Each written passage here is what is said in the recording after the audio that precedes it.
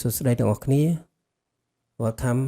យើងមកកាន់ episode ទី6ដែលយើងនិយាយអំពី Fair Value Gap Fair Value Gap គឺជាអ្វីហើយវាមានសារៈសំខាន់អ្វីខ្លះក្នុងការប្រើប្រាស់និងយើងមើលវាយ៉ាងដូចម្តេចយើងធ្វើម៉េចដើម្បីយើង support ឲ្យដឹងថាវាជា Fair Value Gap ហើយគេប្រើវាយ៉ាងម៉េចណាអញ្ចឹងថ្ងៃនេះខ្ញុំនាំអ្នកនរគ្នាមកមើលតើអ្វីទៅជា Fair Value Gap តោះFair Value Gap បើសិនជានៅក្នុងនិយមន័យដែលដាក់ជូននិងបង្ហាញមកដោយ Michael J. Henderson អ្នក create ICT concept ហ្នឹងគឺគាត់បានបញ្ជាក់ថា Fair Value Gap វាគឺជាអតុល្យភាពនៃតម្លៃនៅក្នុងទីផ្សារដែលវាកើតឡើងនៅពេលដែលតម្លៃផ្លាស់ទីលឿនពេកបណ្ដាលឲ្យមានតំបន់ចន្លោះដែលគ្មានការជួញដូរគ្រប់គ្រាន់បានន័យថា price អាចរត់លឿនហួសហើយអ្នកដាក់បញ្ជាទិញហ្នឹងគឺអត់បានទំនិញហ្នឹងឯងចឹងបានន័យថាអាចនឹងអ្នកបញ្ជាទិញអាចទិញក្នុងតម្លៃមួយដែល price ហ្នឹងវារត់លឿនពេករហូតដល់អត់បានអត់មានតម្លៃអ្នកនៅសល់អ្នកកំងច្រើនដែលតម្លៃហ្នឹងគឺវារត់ដោយសារតែ bit តម្លៃទាំងអស់គឺគេ bit អញ្ចឹងអាណាខ្ពស់វារត់ទៅអាខាងខ្ពស់មុនដូច្នេះកន្លែងហ្នឹងគឺវាជាចន្លោះដែលអ្នកដាក់តម្លៃទាបជាងហ្នឹងអត់បានទេអញ្ចឹងវានៅសល់ចន្លោះអញ្ចឹង order នៅកន្លែងហ្នឹងគឺច្រើនអញ្ចឹងដើម្បីឲ្យយើងងាយយល់ Fair Value Gap ហ្នឹងគឺចង់និយាយពីអតុល្យភាពរវាងអ្នកលក់និងអ្នកទិញអញ្ចឹងកន្លែងដែល Fair Value Gap វារត់គឺតម្លៃវារត់ទៅលឿនពេកអញ្ចឹងអ្នកទិញឬក៏អ្នកលក់ហ្នឹងគាត់នៅសល់នៅចន្លោះហ្នឹងណា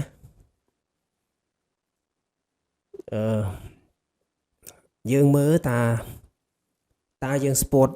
Fair Value Gap ហ្នឹងយើង spot វាយ៉ាងដូចម្ដេចអញ្ចឹងវិធីដែលយើង spot Fair Value Gap គឺយើងសង្កេតមើលឲ្យមានទៀន3ជាប់គ្នា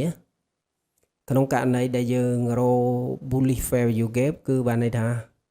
candle 3វាមាន1 low ណាឃើញទេ1 low ហើយ candle low របស់ទៀនទី3មិនប៉ះជាមួយអា candle high របស់ទៀនទី1អញ្ចឹងណាតិចទៀតយើងនឹងទៅមើលឧទាហរណ៍ណាដែល like bearish គឺថាតម្លៃ high របស់ទៀនទី3គឺមិនប៉ះ low របស់ទៀនទី1អញ្ចឹងណាអញ្ចឹងយើងទៅមើលទាំងអស់គ្នាថាវាមិនអាហ្នឹងនេះឃើញទេ1 2 3អញ្ចឹងណាជើងទៀនទី3នេះជើងរបស់វាហ្នឹងមិនប៉ះជាមួយខ្ពស់ជាងគេរបស់ទៀនទី1នេះអាហ្នឹងហើយហៅថា Fair Value Gap ណាហើយយើងមើលមួយទៀតជើងទៀនទី1ហើយនឹងអាទៀបជាងគេរបស់ទៀនទី1ហើយនឹងអាខ្ពស់ជាងគេរបស់ទៀនទី3ឃើញវាអត់ប៉ះគ្នាអញ្ចឹង1 2 3អញ្ចឹងទៀន3ហ្នឹងកាលណាវាមានចន្លោះហ្នឹងអាហ្នឹងគេហៅថាជា Fair Value Gap Fair Value Gap បានថាអ្នកលក់និងអ្នកទិញហ្នឹងគឺវាអត់ balance គ្នាទេត្រង់កន្លែងនេះខ្ញុំបញ្យល់សារដើមឡើងវិញបានថាពេលដែល price វាធ្លាក់ចុះមកខ្លាំងនៅក្នុងចន្លោះនេះគឺវាមានអ្នកលក់ច្រើនអ្នកលក់សល់ច្រើនដែលហេតុបានអ្នកលក់សល់ច្រើនពេលព្រោះតម្លៃហ្នឹងគឺរត់ចុះមកខ្លាំងហើយអ្នកលក់ដែលដាក់លក់ក្នុងតម្លៃខ្ពស់គេអត់ទិញអញ្ចឹងគេទិញតែតម្លៃទាបអញ្ចឹងហើយបាន price វារត់មកខ្លាំងហើយបន្ទាប់មកទៀតវារត់ចុះមកទៀតអញ្ចឹងណាឃើញទេអូខេអញ្ចឹងយើងទៅមើលតើរូបរាងរបស់វាយ៉ាងដូចម្ដេចណា bullish វាដូចតែ form វាមិនអញ្ចឹងbullish Fair Value Gap គឺវាកើតឡើងដោយសារតែវាមានការផ្លាស់ទីខ្លាំងវាធម្មតាវាមាន displacement ខ្លាំងហើយ price likely to return to Fair Value Gap and continue up តម្លៃវាមានទំនោរត្រឡប់មកយក Fair Value Gap រួចបានបន្តឡើងទៅវិញអាហ្នឹងទៅជា Fair Value Gap ដែលពេញលក្ខណៈអញ្ចឹង bearish Fair Value Gap គឺគេថា strong bearish displacement បាទវាមានការចុះ សម្រុកចុះខ្លាំងបន្តមកទៀតវាទុកហ្គេបមិញហ្នឹងហ្គេបចំហហ្នឹងហ្គេបហ្នឹងហើយវាក៏ត្រឡប់មកយកនេះឃើញទេនេះសំទោសនេះឃើញទេប្រាយហ្នឹងត្រឡប់មកយកហ្គេបហ្នឹងវិញរួចវាធ្លាក់ចុះមកទៀតអូខេហ្នឹងជា fair value gap bearish អញ្ចឹងចុះ consequent encroachment របស់ fair value gap នៅឡើយណាគឺបើថា50% នៃ fair value gap គឺជា consequent encroachment វាជាកន្លែងដែលតម្លៃឆ្លើយតបញឹកញាប់បើវាអត់បានយក fair value gap ទាំងមូលក្នុងករណីនេះខ្ញុំបកក្រោយបន្តិចជូននេះ consequent គឺនៅចន្លោះនេះជាទូទៅ price បើសិនជាវា fair value gap នឹងវាមានorder block អីនៅក្នុងហ្នឹងវា strong ខ្លាំងឬក៏វាមាន proportion block strong ខ្លាំងនៅក្នុងហ្នឹង price វាអាចពេញចាក់ពេញយកចឹងទេវានឹង clear ត្រឹម consequent ហើយវារត់យកចុះមកបន្តចឹងហ្នឹងហើយគេហៅ consequent encroachment តើយើងមើលតើ fair value gap វាមានសារៈសំខាន់អ្វីខ្លះហេតុអ្វីបានជាវាសំខាន់ fair value gap អញ្ចឹងយើងមកមើលទាំងអស់គ្នា fair value gap គឺវាបង្ហាញពីសកម្មភាពរបស់ស្ថាប័នធំៗអញ្ចឹងអាពេលមាន displacement ហ្នឹងយើងត្រូវតែយល់ថាកាលណាវាកើតមាន displacement គឺជារឿងមួយដែលពួកស្មាក់ដែលពួក institutional ឬក៏ smart money ហ្នឹងគេអ្នកធ្វើវាអូខេទី2គឺវាដើរតួនាទីជាដែន support ឬក៏ resistance ណា support នៅពីក្រោម resistance នៅខាងលើក្នុងករណីដែល fair value gap bearish វាទៅជា support bullish វាទៅជា resistance ណាអូខេយើងមើលចំណុចទី3គឺវា help to identify high probability entry អានេះដែលយើងវាបង្ហាញយើងណាវាចង្អុលប្រាប់យើងអំពីចំណុចដែលមានប្រសិទ្ធភាពអានេះថាកន្លែងដែលយើង entry ទៅវាមានលក្ខណៈ low risk ទាំង low risk ខាង buy ឬក៏ low risk ខាង sell ដែលវាធ្វើឲ្យយើង high probability entry ណាមានប្រសិទ្ធភាពក្នុងការចូលទីផ្សារហ្នឹងវាមានប្រសិទ្ធភាពល្អមើលចំណុចទី4គឺយើង improve risk to reward អានេះថាវាបង្កើន risk reward ratio ឲ្យយើងច្បាស់លាស់អានេះថាកាលណាយើងប្រើហ្នឹងគឺវាមានភាពច្បាស់លាស់ដូចថាយើងកំណត់ថា1 3ឬក៏1 2ឬក៏អីចឹងឲ្យវាច្បាស់លាស់អញ្ចឹងអូខេទៅ confirm structure through displacement not random noise អានោះបញ្ជាក់ថា displacement តលតែវាមាន displacement បញ្ជាក់ថាវាជា displacement ពិតប្រាកដណាវាមិនមែនជាដើរកញ្ញកញ្ញាញថាក្នុងករណី fair value gap ដែលយើងយកមកប្រើបានវាទើបតែមាន displacement ពិតប្រាកដតែវាក៏ប្រាប់យើងដែរថាវាត្រង់ហ្នឹងគឺថាវាកាលណាវាកើត fair value gap វាជានិច្ចកាលវា displacement ហ្នឹងគឺវាត្រឹមត្រូវវាបញ្ជាក់អំពីស្ថាប័នធំគឺគេបានចាក់លុយចូលនៅក្នុងកន្លែងហ្នឹងហើយដើម្បីធ្វើឲ្យមាន displacement អញ្ចឹងអរគ្នាបើសិនជាឆ្ងល់រឿង displacement ទៅមើលវីដេអូ displacement ម្ដងទៀតខ្ញុំmark មួយថាស្ថាប័នធំជារឿយនឹងនាំតម្លៃត្រឡប់មក fair value gap ដើម្បីធ្វើសមតុល្យបានន័យថាវា rebalance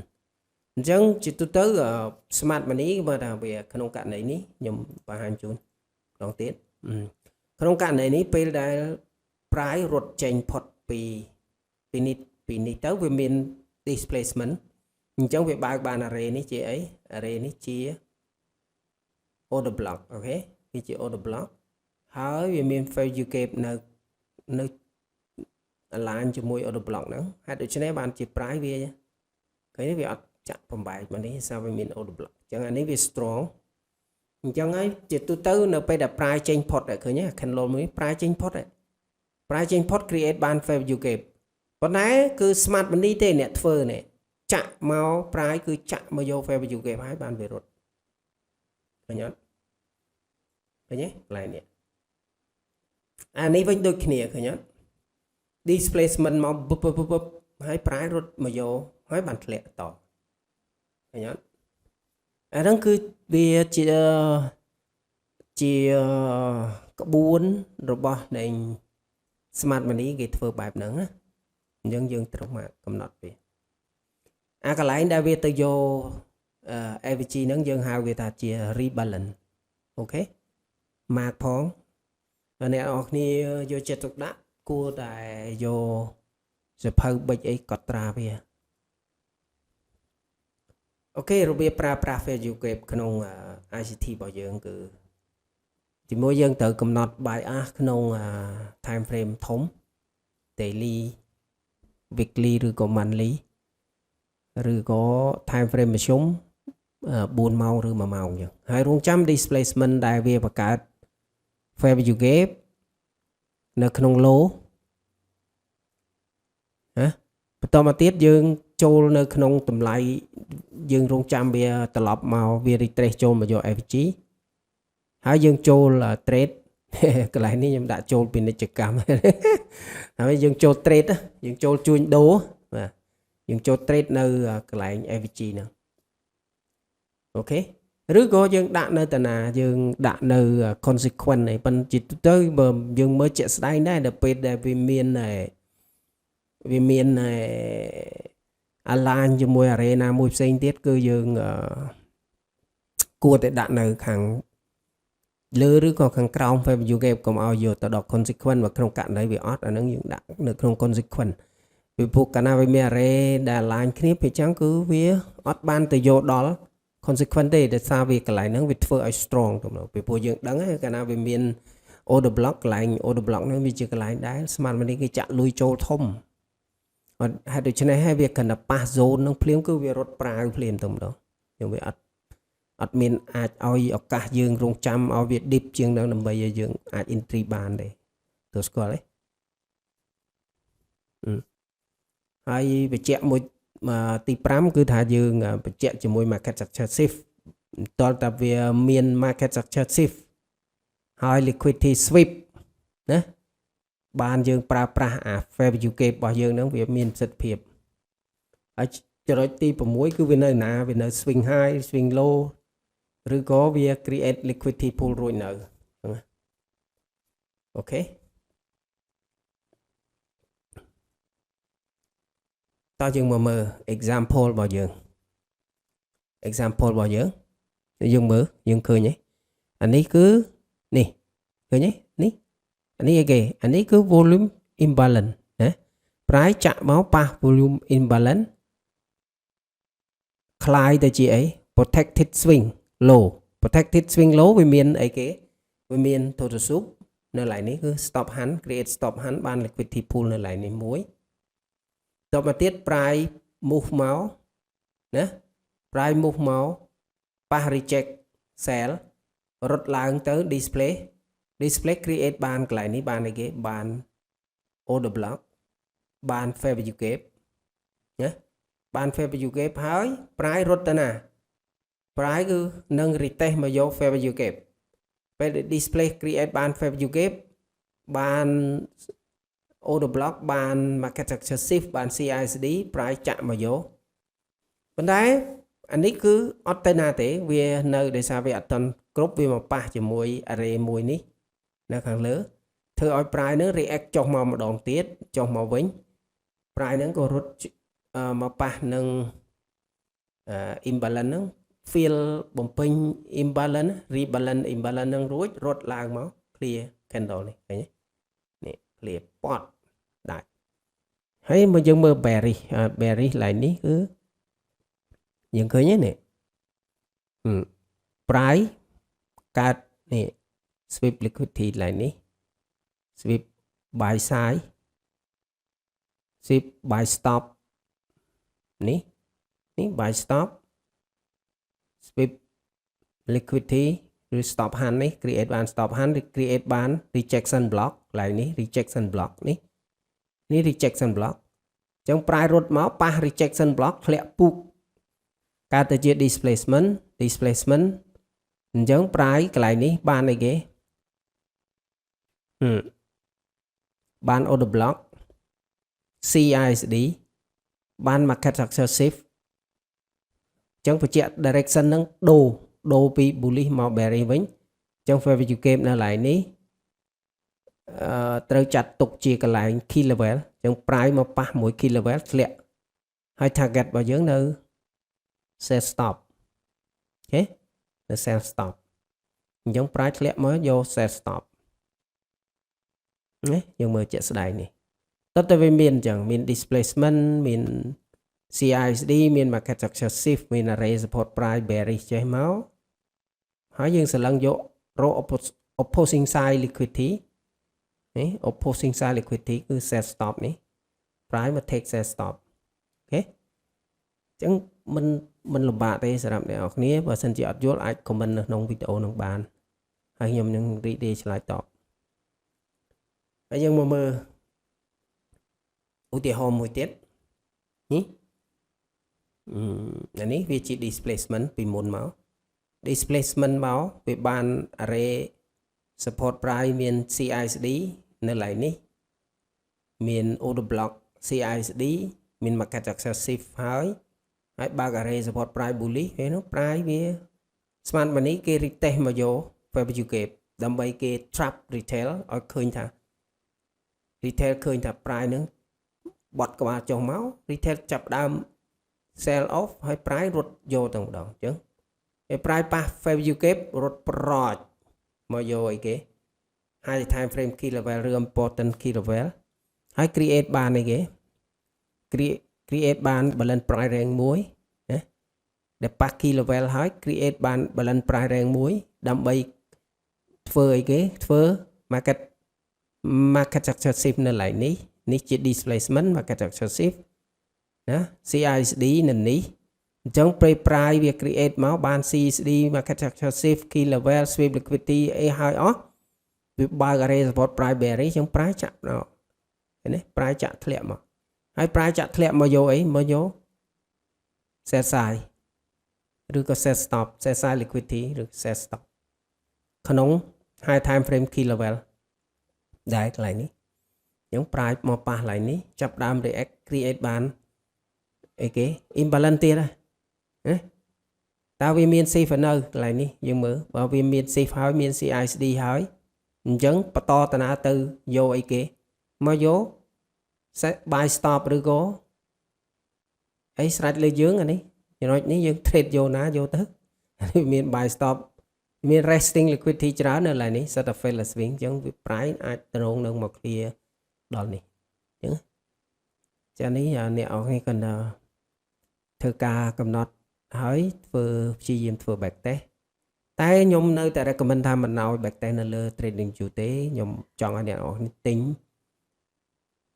F8 replay ដើម្បីធ្វើ back test តោះយើងមើលអានេះគឺexample ជា note មិញ example ជាក់ស្ដែងអានេះ example ជា note គឺថាបើក្នុងករណីវា bullish គឺតម្លៃវាត្រូវតែស្ថិតនៅក្នុង discount ហើយ liquidity ខាងក្រោមវា taken liquidity ហើយទៀនដែល